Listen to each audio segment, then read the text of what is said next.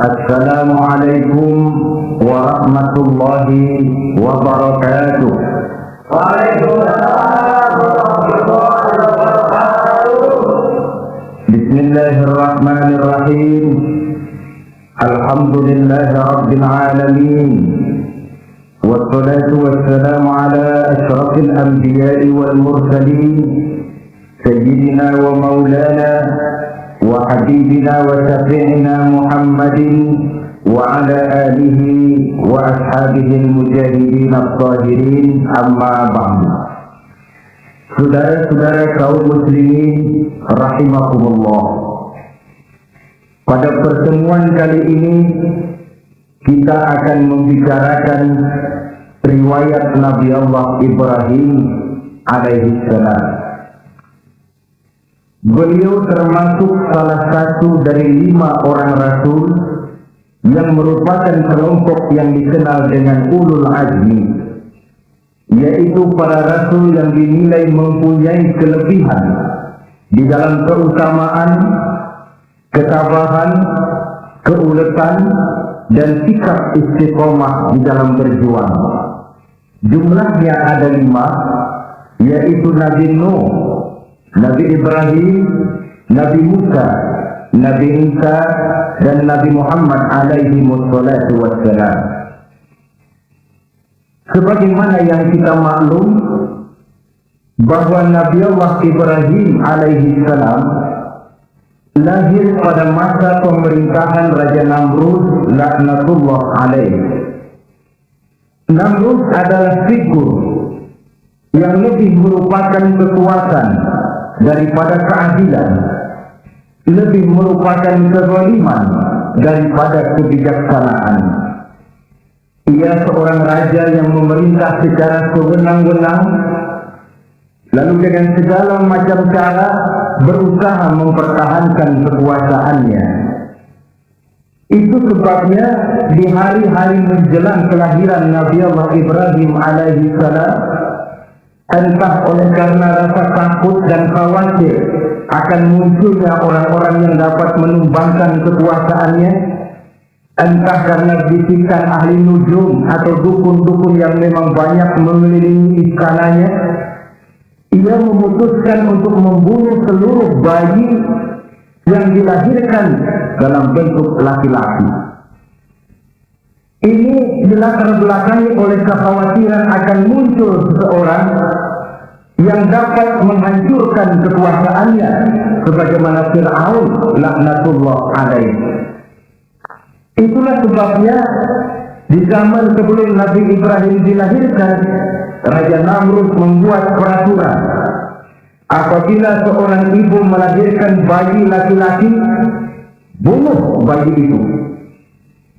Seluruh perempuan hamil berada di bawah pengawasan aparatur negara, dan laki-laki dianjurkan untuk jangan dekat-dekat dengan istrinya guna menghindari terjadinya proses kehamilan ini. Entah berapa ratus bahkan berapa ribu bayi laki yang jadi korban tanpa dosa dari sebab kelaliman pemerintahan Raja Namrud laknatullah alaih ini. Kita teringat kepada satu hadis di mana Rasulullah sallallahu alaihi wasallam pernah bersabda, "Ya'ti 'alan nasi zamanun ru'asa'uhum kal asad wa wuzara'uhum kal dhi'ab wa qudatuhum kal kilab wa katsirun nasi yawma idzin kal aghnam." Pada suatu saat, kata Nabi, akan datang di tengah masyarakat manusia di mana pada masa itu muncul pemimpin-pemimpin yang bertingkah laku seperti singa. Ru'asa'uhum kal asad. Pemimpin-pemimpin mereka bertingkah laku seperti singa. Saudara kenal singa? Saudara boleh periksa, di mana ada hutan, singa selalu menjadi raja. Padahal hutan belum pernah bikin pemilihan umum.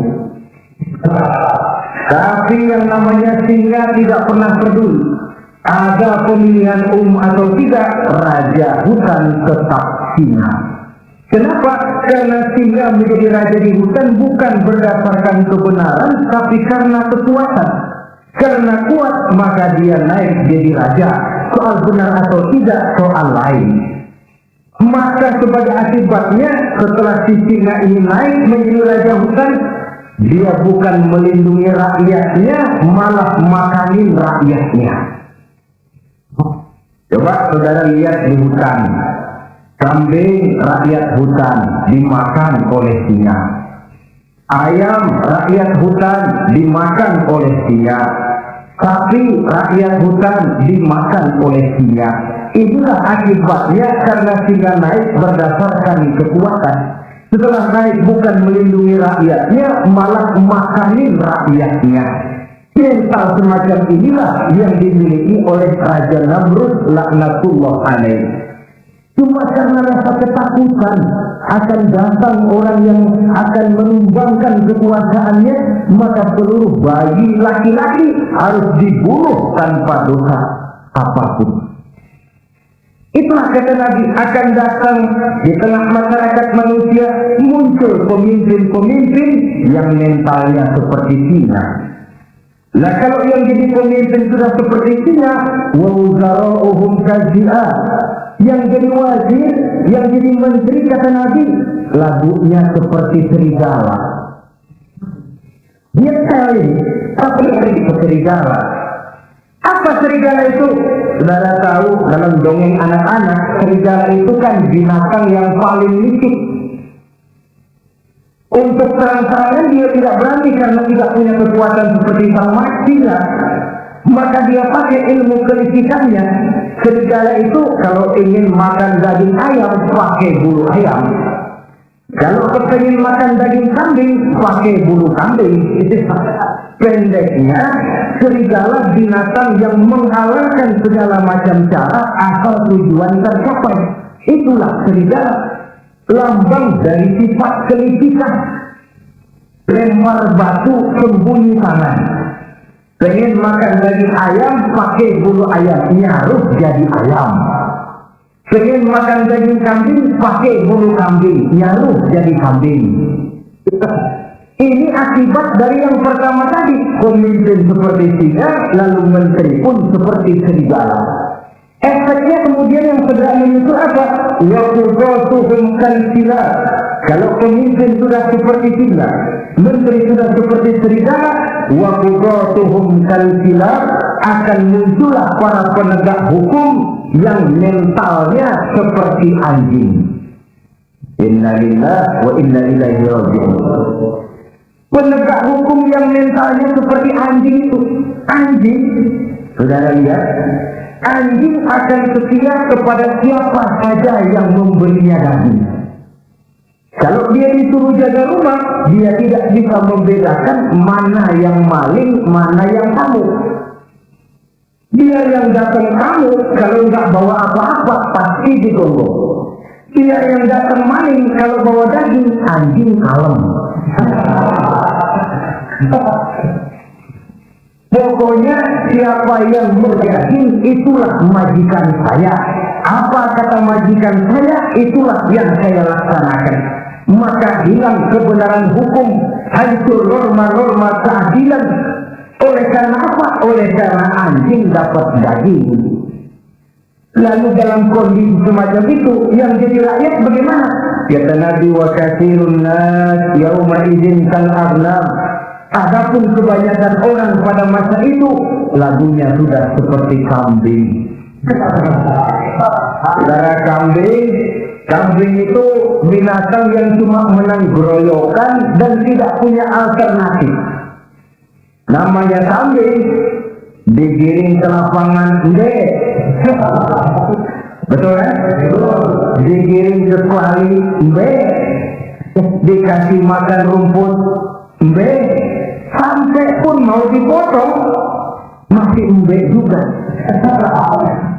Tidak punya pilihan lain di kambing ini, tidak punya alternatif lain. Kondisi semacam inilah yang terjadi di masa pemerintahan Raja Namrud laknatullah alaih.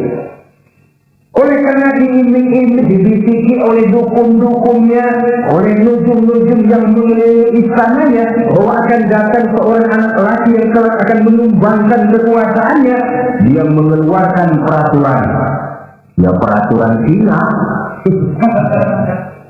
Mulai saat ini diumumkan kepada seluruh rakyat, siapa-siapa perempuan melahirkan bayi laki-laki, bunuh hidup-hidup.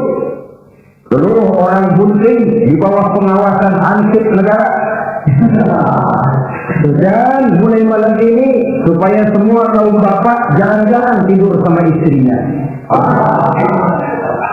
Namanya peraturan Namrud. Tapi apa yang memang Allah kehendaki untuk terjadi, pasti terjadi. Yaitu kelahiran Nabi Allah Ibrahim alaihi salam. Pada saat beliau terlahir ke alam ini, oleh ayahnya yang bernama Azar, disembunyikan di dalam sebuah gua. Di sini bertemu antara nurani seorang bapak dan ketaatan kepada raja. Dia ingin taat kepada raja, dia mesti membunuh anaknya. Tapi sebagai bapak, dia sayang kepada anaknya, dia harus selamatkan. Dicarinya jalan tengah, maka Ibrahim disembunyikan di dalam sebuah gua dengan satu perhitungan tentunya. Lu mati, ya nggak apa-apa, lu hidup ya syukur. Tapi ini pertimbangan dia akan bikin susah dia di masa yang akan datang. Coba anak berkondisi apa adanya ditaruh di dalam gua, menurut perhitungan logika mati. Namun apa yang terjadi? Nabi Allah Ibrahim yang sejak masa bayi diletakkan dalam gua dipelihara oleh Allah. Dan kalau Allah yang sudah memelihara, orang mana yang sanggup mendatangkan bencana dan mudarat? Untuk melangsungkan kehidupannya, Nabi Ibrahim itu mengisap ibu jarinya. Dan konon menurut riwayat dari ibu jarinya itu keluarlah madu. Sehingga walaupun tidak didampingi oleh ayah dan ibunya, tinggal di dalam gua seorang diri, pertumbuhannya sebagai seorang bayi menjadi seorang anak, tumbuh dengan pesat sebagai lazimnya anak-anak yang lain. Dalam ilmu tauhid ini yang dinamakan irhad. Tanda-tanda yang diberikan kepada seseorang yang akan dipilih menjadi rasul pada saat dia masih anak-anak. Ini yang dinamakan irhad. Adapun kalau dia sudah diangkat menjadi rasul, maka tanda-tanda itu dinamakan mukjizat. Kalau jatuh kepada wali, maka tanda itu dinamakan karomah, atau yang dalam bahasa kita disebut dengan keramat. Jadi kan kita ini dalam kehidupan anak-anak kita kadang-kadang bisa melihat bakat yang dimilikinya pada saat yang masih kecil. Tanda-tanda itu ada. Nah, dalam kehidupan para rasul, masa kecil mereka yang melakukan itu dinamakanlah irham. Begitulah Nabi Ibrahim tumbuh dari bayi menjadi anak-anak di dalam gua. Dan ayah ibunya kadang-kala menengok dia. Pada saat dia sudah mulai pandai berbicara, dia sudah mulai berpikir. Dan pola berpikir yang pertama, satu hari dia tanya bapaknya, "Papi, kalau bahasa sekarang, ini yang bikin alam ini sebenarnya siapa? Yang bikin saya siapa? Yang menyebabkan saya ada siapa?" "Ya kami, ibu bapakmu," kata ayahnya. "Oh begitu." "Lalu yang bikin ibu bapak siapa?" "Ya nenekmu. Gara-gara dia saya ada, gara-gara saya semua ada." "Lalu yang bikin kakek dan nenek siapa?" "Ya buyutmu." "Lalu yang bikin buyut siapa?" "Ya bapaknya buyut." "Yang bikin bapaknya buyut, ya kakeknya buyut." Kalau gitu nggak pernah selesai dong. Tentu akan ada pencipta pertama. Siapa pencipta pertama ini? Bapaknya buntu. Lu jangan usil dah. Teman-teman lu juga nggak pernah nanyain urusan kayak begini. Saya nggak kuat, Pak. Begini sekarang, saya mau tanya. Ini kaum kita nyembah apa? Nyembah berhala. Nah, yang bikin berhala itu siapa? Saya, bapakmu, Hazar. Kaum kita menyembah berhala, bapak. Kenapa nggak nyembah bapak aja kok tanggung-tanggung? Jawaban ayahnya tidak membuat ia jadi kuat.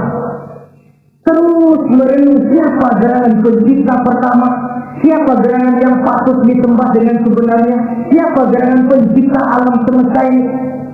Bila malam datang, dia melihat bintang-bintang bertabur menghias cakrawala. Dia berkata, ini yang patut dianggap Tuhan, tinggi, terang, benderang. Tapi manakala besok pagi bintang tenggelam, dia pun bilang, la uhibbul afilin. Saya tidak suka kepada yang tenggelam. Masa Tuhan tenggelam? Ketika malam datang, bulan pun terbit. Nah, ini barangkali yang Tuhan. Ini lebih besar dari yang semalam. Tapi bila bulan pun terbenam, lagi-lagi dia bilang Tuhan tidak mungkin terbenam. Lalu bila matahari terbit, nah ini nggak salah lagi. Ini lebih gede dari yang dua-dua kemarin. Ini pasti Tuhan. Dan manakala matahari terbenam, dia pun berkata, Tuhan tidak akan pernah terbenam. Perjalanan yang mencari Tuhan ini bisa saudara baca dalam surah Al-An'am ayat 76 sampai dengan ayat 79. Sampai Allah memberikan petunjuk kepadanya, mengangkatnya menjadi seorang rasul dan menyampaikan misi dakwahnya. Saudara-saudara kaum muslimin rahimakumullah. Dakwah yang pertama dilaksanakan tentu kepada bapaknya, kemudian kepada kaumnya. Secara psikologis ini kan makan nasi. Coba, kalau kita harus nasihatin orang lain yang tidak ada hubungannya dengan keluarga, barangkali biasa saja. Tapi nasihatin bapak sendiri, ini kan makan nasi. Mau didiamkan saja, batil dan sesat, mau diceramahin bapak sendiri. Tapi bapak tinggal bapak, kewajiban melaksanakan dakwah jalan terus. Ini berarti bahwa tugas amar ma'ruf dan nahi munkar memang tidak mengenal posisi. Begitulah saudara-saudara, sampai kepada suatu hari Nabi Ibrahim melaksanakan dialog dengan kaumnya. Saudara-saudara, hadhihi tamathil allati antum laha akifun. Surah Al-Anbiya ayat 51. Saudara-saudara, berhala-berhala ini yang bapak saya yang buat, inikah yang selama ini tuan-tuan sembah? Kaumnya menjawab, qalu wajadna aba'ana laha abidin. Iya, sebab nenek moyang kami, nenek moyang kita juga dulu nyembah itu. Bagaimana nenek moyang kita, begitulah kita. Jawab Nabi Ibrahim, laqad kuntum wa aba'ukum fi dhalalin mubin. Sebenarnya kamu dan nenek moyangmu sama, borongan satu gerbong sesat. Kok kamu ngikutin nenek moyang kamu? Mereka nggak berpikir, kamu nggak ikut berpikir. Mereka sesat, kamu ikut sesat. Kamu sudah hidup di satu zaman yang maju sekarang ini. Kenapa mau kembali ke zaman nenek moyang dulu? Menyembah berhala yang nyata-nyata tidak sanggup mendengar, tidak sanggup melihat, tidak sanggup memberikan manfaat negara. Pokoknya kalau kamu tidak tinggalkan berhala-berhala ini, suatu saat pasti akan saya sikat dan saya hancurkan. Jadi saudara-saudara, prinsip dakwah itu memang tentu harus bil hikmah wal mau'izatil hasanah, dengan bijaksana dan dengan nasihat-nasihat yang baik. Tapi kalau sudah mencegah suatu kemungkaran, kata Nabi, man ra'a minkum munkaran falyughayyirhu biyadihi. Siapa di antara kamu yang melihat suatu kemungkaran, hendaklah dia berusaha merubah dengan kekuatan tangannya. Kalau dengan tangannya dia tidak sanggup, fabilisani, hendaklah dengan lidahnya. Kalau itu pun dia tidak mampu, fabilqalbi, hendaklah dalam hatinya. Dan mencegah suatu kemungkaran dengan hati, itulah nilai iman yang terendah adanya. Nabi Ibrahim melihat bahwa watak menyembah berhala ini sudah berurat dan berakar. Kenapa? Mereka malah mengembalikan itu kepada kebiasaan dan tradisi nenek moyang. Sama juga di zaman kita sekarang ini, sudah kita menegakkan tauhid, membina sebersih-bersih iman, menegakkan semulus-mulus tauhid. Ada juga kelompok orang yang mau mengembalikan kita ke zaman nenek moyang, ke zaman anime, menghidupi tradisi nenek moyang dalam hal ibadah, dalam hal ubudiyah. Tentu merupakan langkah kemunduran adanya. Dan ini bukan barang baru. Umat Nabi Ibrahim sudah memberikan contoh. Kenapa kami menyembah berhala? Sebab nenek moyang kami menyembah berhala. Nabi Ibrahim jawab gampang aja. Iya lo borongan, segerbong, lempeng semua sesat. Kaum muslimin rahimakumullah. Dan bukan cuma kata, dibuktikan oleh Nabi Allah Ibrahim. Begitu Raja Namrud menurut satu riwayat bersama para tentaranya pergi berburu, Nabi Ibrahim ngintip-ngintip. Begitu Namrud keluar, beliau masuk. Kalau istilah kita, ke tempat Namrud ibadah, ke masjidnya kan, di mana di situ tersimpan seluruh berhala yang mereka sembah, dari yang paling gede sampai yang paling kecil. Nabi Ibrahim masuk bawa kampak. Seluruh berhala-berhala yang ada di tempat itu habis dikampakin, hancur berantakan. Kecuali berhala yang paling gede itu ditinggalin, nggak diapa-apain, dan kampaknya ditaruh di tangan berhala yang paling gede. Emang kebetulan tangannya lagi racun begini, digantikan kampak besi. Nabi Ibrahim keluar. Adapun Namrud, ketika dia pulang dari perburuannya, mau melaksanakan ibadah, bukan main terkejutnya melihat Tuhannya berantakan.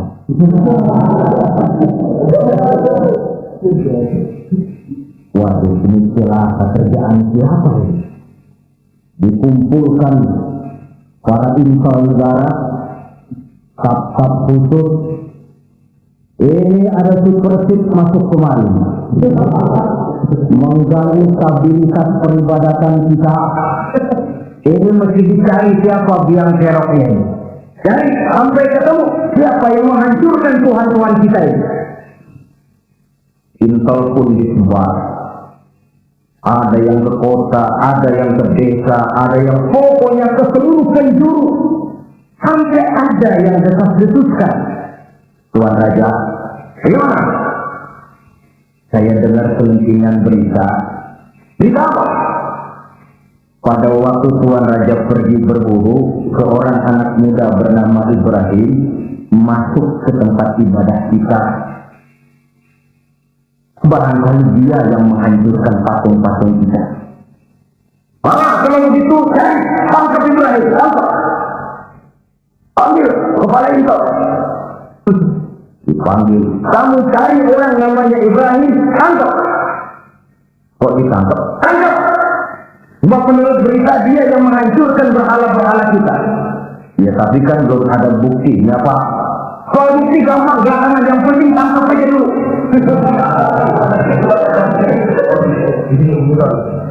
Ini super tip ini. Saudara-saudara, dicarilah Nabi Allah Ibrahim, ketemu, dihadapkan kepada Raja Namrud, disidang di pengadilan terbuka, disaksikan orang banyak, dibuka oleh Raja Namrud.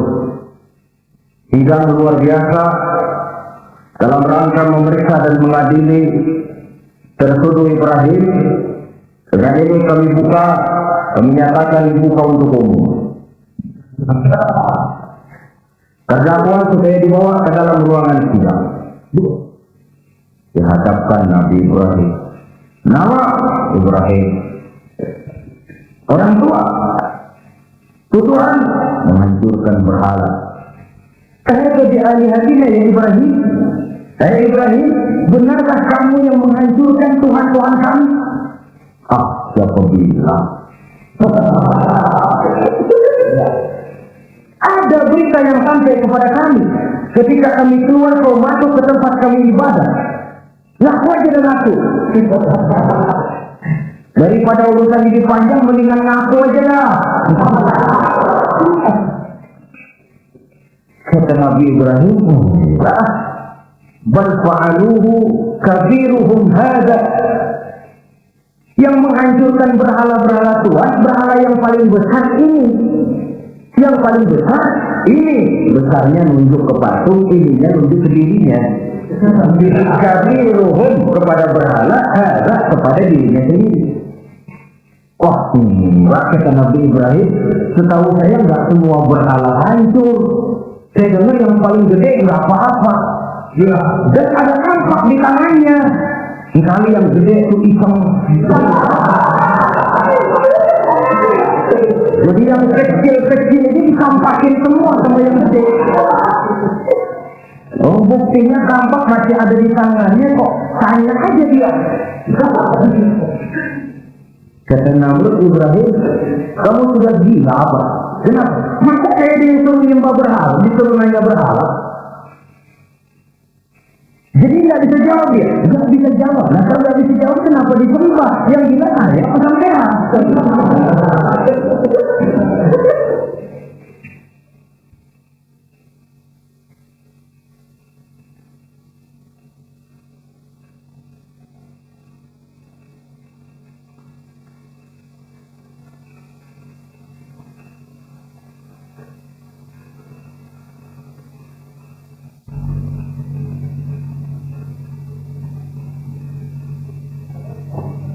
Merasa tidak sanggup menghadapi argumentasi yang diajukan oleh Nabi Allah Ibrahim, Namrud kalah. Dalam kekalahannya itulah ia menjatuhkan vonis bahwa Nabi Allah Ibrahim dihukum bakar hidup-hidup. Pada hari yang ditentukan, dikumpulkanlah kayu bakar sebanyak-banyaknya, hingga merupakan timbunan besar yang menyerupai sebuah bukit kecil. Apabila segalanya telah siap, kayu bakar itu pun disulut orang, dan api mulai menjilat ke sana kemari, makin lama makin besar, makin lama makin besar, sehingga tentara Namrud bingung. Ini Ibrahim bagaimana ngebakarnya? Kalau kita anterin ke api, kitanya ikut angus, dilempari nggak mungkin sampai. Lalu mereka menemukan akal, dibuat semacam lentingan busur panah. Kalau istilah kita di kampung kayak selepetan gitu. Sehingga Nabi Ibrahim dilemparkan dan tepat jatuh di tengah kobaran api yang menggunung. Namrud tentu saja memandang dengan perasaan kuat. Segenap konco-konco dan antek-anteknya melihat dengan hati yang lega, dan semuanya merasa hancur sudah biang kerok yang selama ini menjadi racun dan duri dalam kehidupan kita. Tapi rupanya yang mereka mau lain dengan yang Allah mau. Ketika Nabi Allah Ibrahim hampir masuk ke tengah kobaran api yang menggunung itu, datanglah perintah Allah kepada api. Ya naru kuni bardan wa salaman ala Ibrahim. Hai api, dinginlah kamu, selamatkan Nabi Ibrahim. Api ini tunduk kepada perintah Allah. Ia pun dingin, sehingga Nabi Ibrahim di tengah kobaran api yang menggunung, seujung rambut pun tidak terbakar, malah kedinginan di tengah kobaran api. Lalu api ini dari besar, makin lama makin kecil, makin lama makin kecil, akhirnya padam. Yang ada tinggal tumpukan arang dan debu. Kata Namrud, mampus lo Ibrahim. Rasain. Barangkali istilah kita nih, makan pencarian lo. Pakai bertingkah mencaci maki Tuhan kami, menghancurkan berhala-berhala. Sekarang rasakan hasil usahamu. Orang-orang pun kedengaran. Begitu lagi sorak-sorak dari tumpukan abu dan arang itu gerak-gerak. Rusak. Kok ini ada arang bergerak-gerak? Rupanya dilihat-lihat, makin lama makin nyata Nabi Ibrahim keluar dari tumpukan arang dalam keadaan utuh, tidak kurang satu apapun. Sebenarnya andai kata Namrud mau menggunakan akalnya, saat itu dia tentu menemukan satu hal yang luar biasa, satu kebesaran yang kalau dia mau merenung akan sampai kepada kekuasaan yang serba mahal.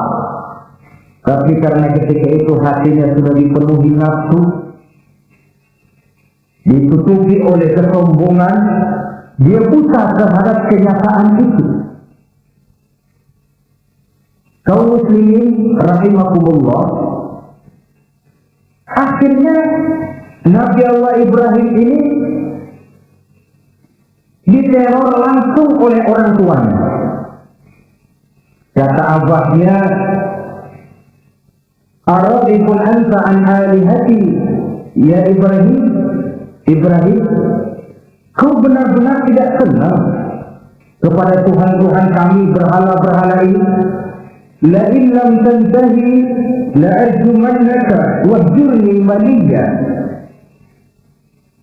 Kalau engkau tidak berhenti, hai Ibrahim, tidak berhenti memperkenalkan Tuhan seluruh sekalian alam, tidak berhenti mencela dan mencaci bahkan menghancurkan berhala-berhala kami, la arjumannaka, akan kami rajam kamu.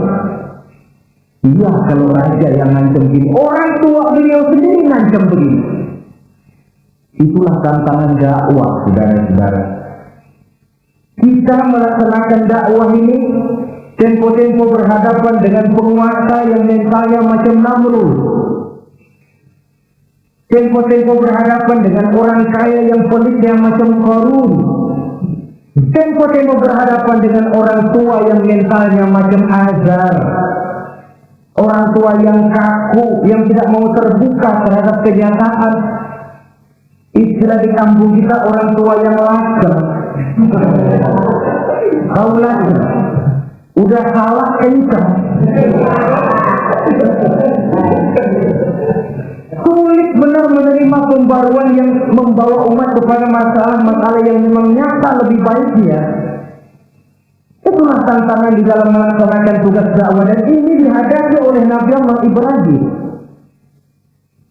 Ayahnya terakhir memberikan tekanan, kalau kau tetap melaksanakan misimu, tidak engkau mau berhenti dari tugas dakwah ini, awas Ibrahim, la arjumannaka, akan aku rajam, akan kami lontari kau dengan batu, wahjurni maliya, pergi kamu dari sini. Ya Allah, diputuskan hubungan. Kalau memang engkau berkeras dengan tugas dakwahmu, persilakan Ibrahim keluar, pergi saja dari sini. Diusir oleh orang tuanya sendiri. Inilah hidayah, saudara-saudara. Oleh sebab itu, tugas utama kita kaum muslimin sebenarnya bukan mengislamkan orang, tapi menyampaikan Islam. Tugas kita ialah menyampaikan Islam, bukan mengislamkan orang. Sebab orang mau Islam atau tidak, itu urusan hidayah dari Allah.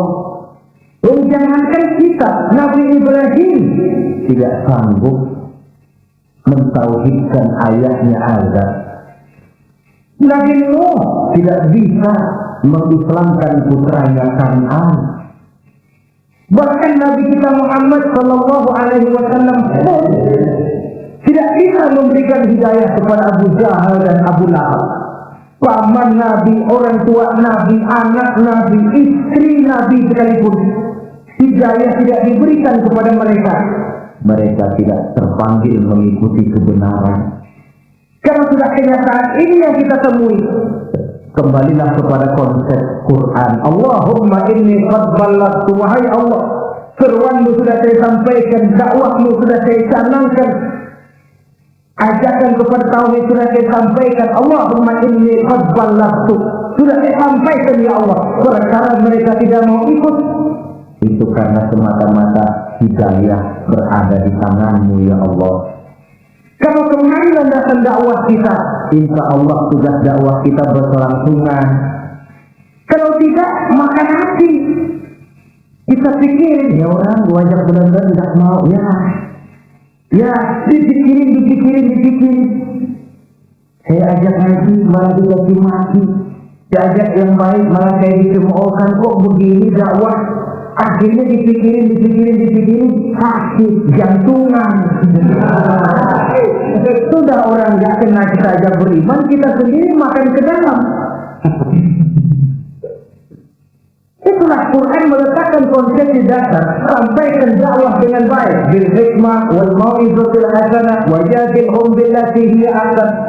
Kalau ternyata metode sudah baik tapi orang tidak juga mau beriman, tanamkan dalam hati, Allahumma inni qad ballagtu, ya Allah, tugas saya cuma sekedar menyampaikan. Perkara mereka tidak mau, saya sudah menyampaikan ya Allah, terserah hidayah-Mu.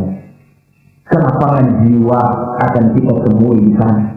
Entah berhadapan dengan penguasa yang punya mental kayak Namrud, bertingkah laku sewenang-wenang, aji mumpung, mentang-mentang kuasa lalu saya naik dewe,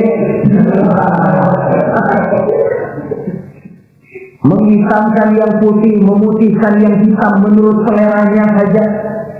Entah berhadapan dengan orang kaya yang punya mental seperti Korun, makin kaya tapi makin bakhil, atau berhadapan dengan orang-orang tua yang punya tingkah laku seperti Azar.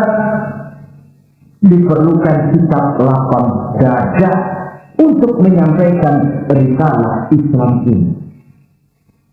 Terhadap reaksi keras dari abahnya ini apa? Kata Nabi Ibrahim, surah Maryam ayat 47 menjelaskan, Salamun alaika sa'astaghfiru laka rabbi innahu kana bi hafiyya wa a'tazilukum wa ma ta'buduna min dunillah. Kalau memang begitu Abah, salamun alaika. Oke Abah, selamat jalan. Marilah kita tempuh jalan kita masing-masing. Saya memang anak Bapak, tapi tauhid adalah prinsip. Allah Tuhan saya. Ini prinsip. Kalau Bapak tidak mau mengikuti seruan saya, padahal saya sayang kepada Bapak, saya cinta kepada Bapak, saya tidak ingin Bapak bersekutu dengan setan, saya tidak ingin Bapak menemani setan di dalam neraka, saya ingin menyelamatkan Bapak, tapi ini rupanya vonis Bapak. Hendak mengajar saya, mengusir saya dari sini. Oke, Bapak. Salamun alaika. Selamat jalan. Saya akan memohon ampun kepada Allah untuk Bapak. Memohon ampun. Jadi walaupun dalam Islam kita berbeda akidah dengan orang tua, tetapi kewajiban untuk berbakti tidak menjadi putus karenanya. Dalam surah Luqman dijelaskan, apabila kedua orang tuamu memaksamu untuk menyekutukan Allah, jangan taati. Tetapi sungguh pun demikian, wa sahibuhuma fid dunya ma'rufa. Tetaplah engkau pergauli keduanya di dunia ini secara baik. Toleransi yang besar ditujukan oleh Islam. Dan lebih besar lagi dilaksanakan oleh Nabi Allah Ibrahim. Sungguh pun Bapak sudah mengusir saya, menolak mentah-mentah ajaran tauhid, tetap juga menyembah berhala, tetap juga bersekutu dengan setan. Saya akan memohonkan ampun kepada Allah untuk Bapak. Wa a'tazilukum. Saya akan menjauhkan diri dari apa yang Bapak sembah, dari apa yang kaum kita sembah selain daripada Allah. Bapak menyembah berhala, kaum kita ini menyembah berhala, wa a'tazilukum. Dia akan menyingkir dari semua itu. Selamat jalan abah. Istilah kita goodbye my dear. Ini jalan yang membedakan saya dengan abah. Jalan tauhid dan jalan syirik. Di sini kita harus berpisah. Walaupun dengan berat hati kita berpisah. Jadi keluarga dan akidah punya garis yang jelas. Umumnya, ya walaupun baik tapi memang harus ditingkatkan. Umumnya kita ini kan mayoritas merasa sebagai muslim karena keturunan. Kenapa kamu Islam? Bapak saya Islam, nenek saya Islam, saya Islam.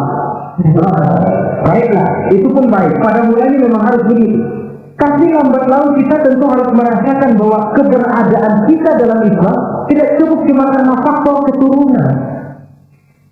Dengan kata lain kita harus memperbaiki kualitas keislaman kita. Inilah proyek utama kita sekarang, mengislamkan orang Islam. Saudara-saudara kaum muslimin rahimakumullah. Maka Nabi Ibrahim pun meninggalkan orang tuanya, meninggalkan kaumnya, uzlah, hijrah ke tempat Baitul Maqdis, daerah di Palestina sekarang ini. Sejarah kehidupan Rasul umumnya memiliki kemiripan. Rata-rata ditentang oleh kaumnya sendiri dan sebagian besar lalu hijrah. Itu barangkali memang resiko dari satu perjuangan. Nah, begitu tantangan yang dihadapinya dalam melaksanakan dakwah. Lalu cobaan-cobaan yang diberikan Allah kepada Nabi Ibrahim pun luar biasa. Pantas kalau beliau itu masuk ulul azmi dan mendapat titel Khalilullah.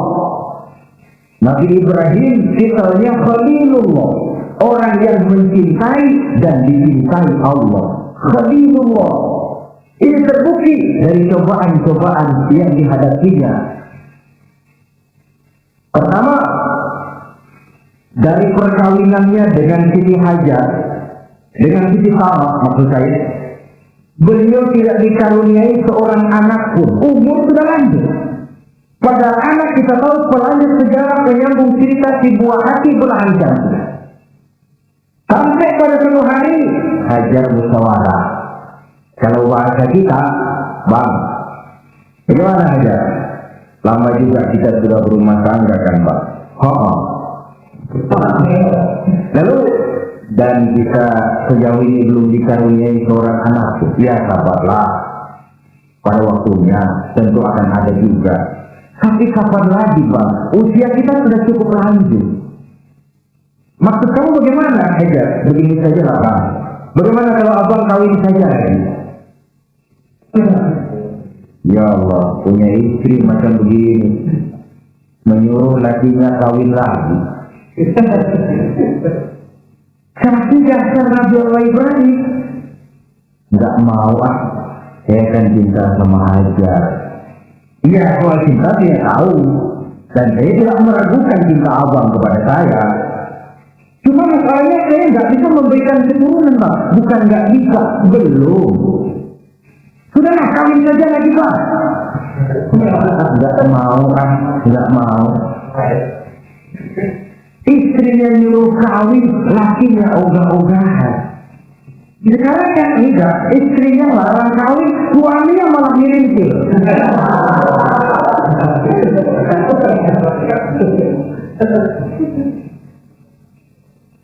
Sampai ketika didesak kata Ibrahim, ya kalau itu yang Hajar mau, iya kan, jadilah. Saya mau kawin lagi dengan syarat kau yang mencarikan istri untuk saya itu.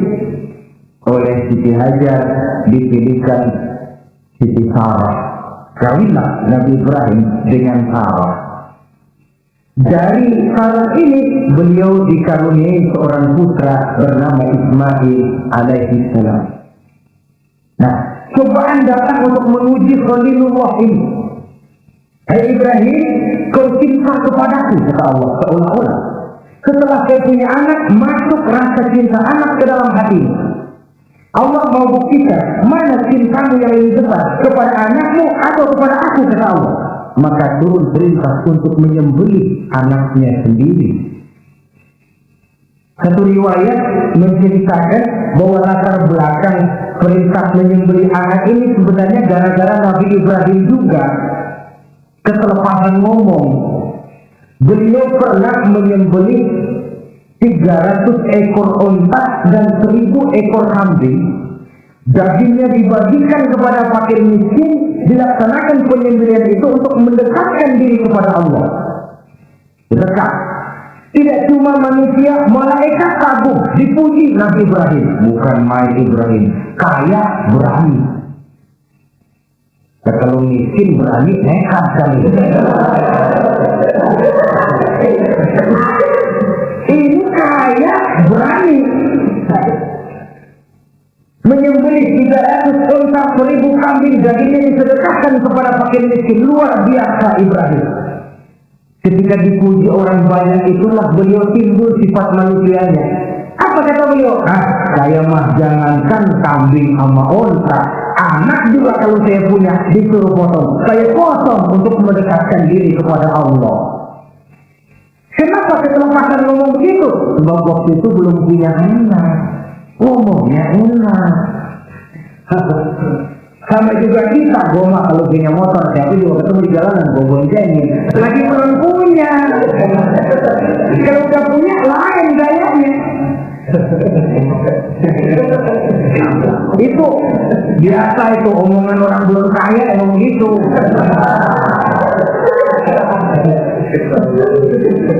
Saudara-saudara, sehingga omongan yang beliau sudah lupa bertahun-tahun bahkan puluhan tahun ini. Begitulah ketika sudah punya anak Ismail, falamma balagha ma'ahu sa'ya, ketika Ismail sudah lucu-lucunya, dalam tidurnya mimpi turun perintah, ya Ibrahim ufi binudrika. Hai Ibrahim, bayar nazar. Nazar? Iya. Apa nazar? Dulu pernah ngomong apa ya? Jangankan cuma kambing, onta, anak pun kalau punya disuruh potong, saya potong. Dianggap nazar. Bayar nazarmu, potong anakmu. Dipikirin siangnya, semalam itu benar-benar perintah Allah atau cuma mimpi? Kalau mimpi kok jelas amat, kalau perintah Allah kok kelewatan amat. Pakai anak disuruh potong, mau gak ada yang lain apa? 3 malam berturut-turut mimpi sampai beliau yakin ini memang benar perintah Allah dan dilaksanakan dengan berat hati. Pagi-paginya bilang kepada Siti Sarah, Sarah, Ismail mandikan, berikan pakaian yang baik, saya mau bawa pergi dia. Kemana Pak? Pokoknya mau dibawa. Berangkatlah anak beranak ini menuju salah satu bukit di daerah Mina. Ketika duanya sudah mau berangkat, iblis sibuk bukan main. Ini cobaan. Orang kalau mau ibadah, Pak, iblis paling gatal. Segala macam cara mereka lakukan agar orang jangan ibadah. Ini Ibrahim mau membuktikan cintanya kepada Allah. Ya Allah, lihatlah, walaupun saya sudah punya anak, cinta saya kepadamu lebih besar ya Allah. Walaupun perintah itu menyembelih anak sendiri, saya potong karena melaksanakan perintah. Iblis ribet. Mula-mula dia bisikin Nabi Ibrahim. Hei Ibrahim, kau lihat anakmu di belakang itu, kecil, lucu-lucunya, masa anak begitu mau dipotong? Tega kamu Ibrahim. Ini perintah Allah, gak ada urusan sama ini. Kata iblis, waduh mantap juga. Kalau suaminya gagal, istrinya kali. Biasanya perempuan perasaannya lebih tinggi daripada pikirannya.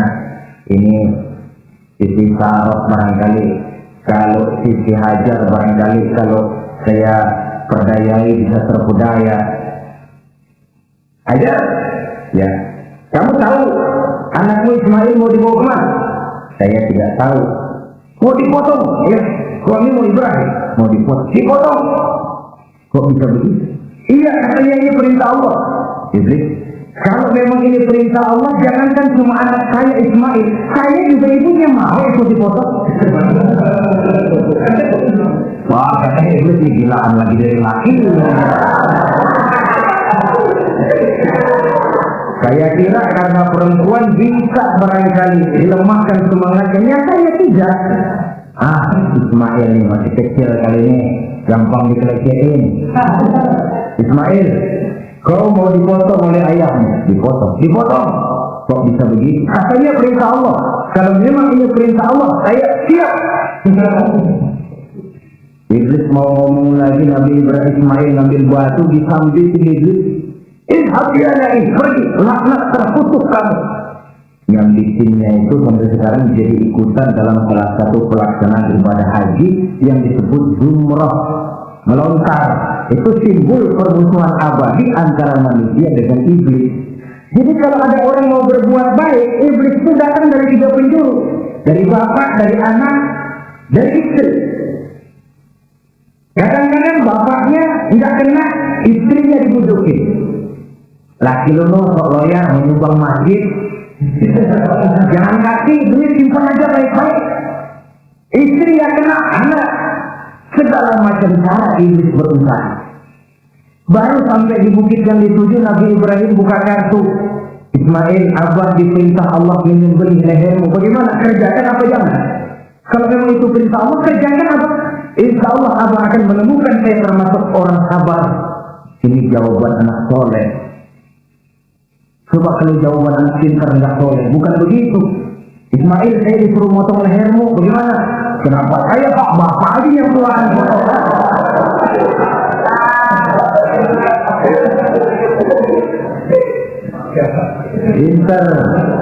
Pintar, tapi nggak soleh, ya begitu itu, minteri jadinya.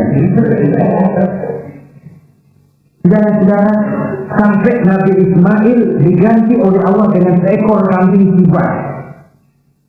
Cobaan terhadap kecintaannya kepada Allah. Kau cinta aku, itu benar. Tapi setelah kau punya anak, rasa cinta anak masuk ke dalam hatimu. Mana lebih besar, cintamu kepada anakmu atau cintamu kepada aku, kata Allah. Terbukti cintanya kepada Allah lebih besar daripada cintanya kepada anaknya. Bukankah nilai cinta itu baru terasa nyata kalau sudah lewat cobaan, lewat pembuktian? Sehingga dengan demikian kata orang, biasanya cinta itu menuntut pengorbanan. Berani bercinta, berani berkorban. Jangan takut berkorban, nggak usah cinta-cintaan.